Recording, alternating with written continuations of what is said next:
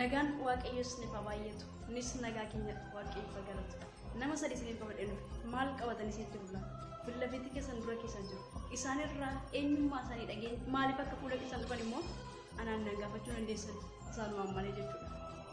Tola obboloota koo nagaa fi araarri waaqayyo isiniif haa baay'atu jechuudha. Anis maqaa koo simboo araarsaan jedhama. Nutis kan qabannee dhufne diraamaa. Tole kabajamoo fi jaallatamoo hordoftoota YouTube Saaraa yookiis immoo bishii jala jirtan mara keessanii nageenyatti jaalallaan waaqayyo isiniif haa ta'u jecha maqaan koo Dandeettii Taaffasaa jedhama. Kanan har'a qabannee fi yeroo keessatti immoo dhiyaanne immoo diraamaa Boruu Carrii Fakkatun isiniif qabannee dhiyaanne irraa galata. Egaa walitti deebiinee jira jechuudha. Ani immoo Saarontuu yookiin immoo Saaraan jedhama jechuudha. Namoonni nan beekne jiraatan jechuudha.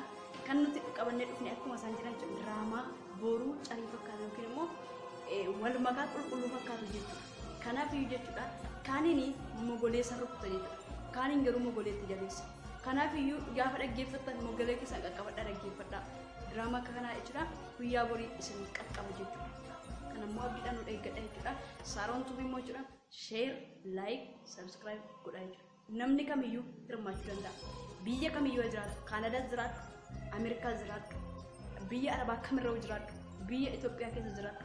Lafa kamuu jiraatee namni kamuu irratti hirmaachuuf mirga guutuu qaba jechuun immoo balballi keenya banaadha. Kottaati irratti hirmaadhaa. Walii wajjin sagalee waaqa lallabna. Yeroo biyya lafaatti gubuu dhiisne jechuudha. Yerichi kan waaqayyooti jechuudha. Kanaaf kottaa isin jedha. Balballi isaa banaadha.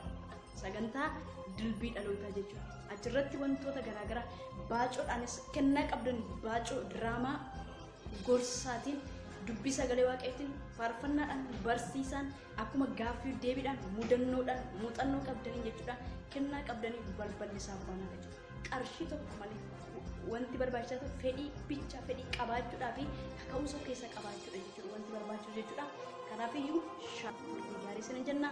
Obsaan nu eeggadhaa, share gochuudhaaf, like gochuudhaaf, comment gochuudhaaf.